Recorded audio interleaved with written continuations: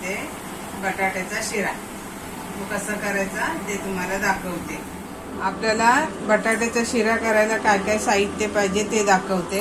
आपल्याला थोडंसं तूप लागेल, मी साजूक तूप घेतलंय, साखर लागेल, हे ड्रायफ्रूट घेतले, बदाम, काजू आणि पिस्ता, दूध पावडर घेतले, 3 बटाटे घेतले छोटी छोटी आणि वेलची पावडर आणि दूध लागेल आपल्याला। तर आता पहिले आपण बटाटे सोलू आणि नंतर ते फ्राय करून घेऊ।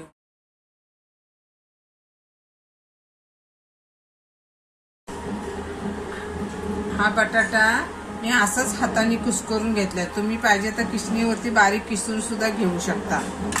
आता बटाटा झाला, आता आपण तूप टाकूया।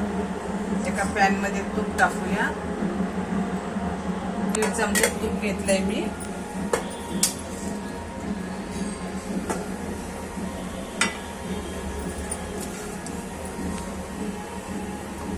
बटाटा, आता हा बटाटा आपल्याला जवळजवळ 7 ते 8 मिनिटे तरी चांगला परतून घ्यायचा आहे, म्हणजे आपण रवा परततो ना शिऱ्यासाठी तसा।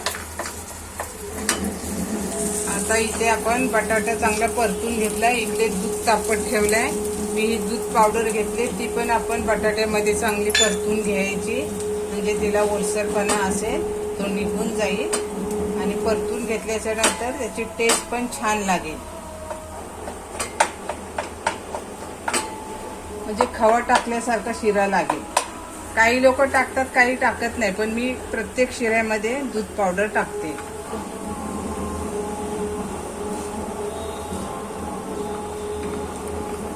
आता आपला बटाटा पण चांगला परतून झालाय, दूध पावडर पण परतून झाले। आता आपण गरम गरम दूध टाकूया त्याच्यामध्ये।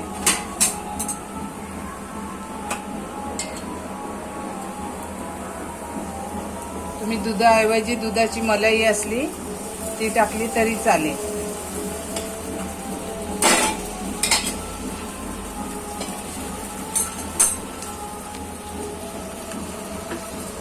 आता आपलं दूध पण साफ हे झालंय, एकजीव झालाय।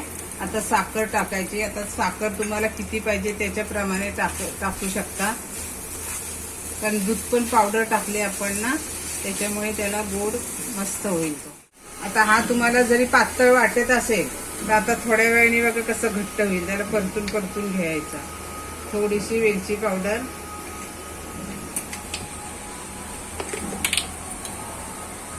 थोडे काजू, थोडे बदाम, थोडे पिस्ता, हे टाकायचे असले तर टाकू शकता, नाही टाकलं तरी चालेल। हा बघा घट्ट व्हायला लागला, कलर पण छान आलाय त्याला।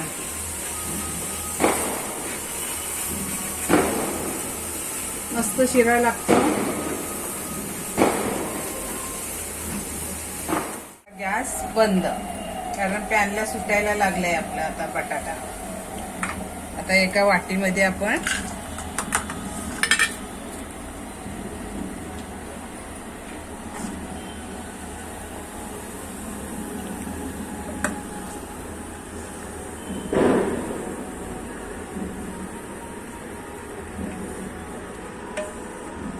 असंच तुम्ही रताळ्याचं पण करू शकता।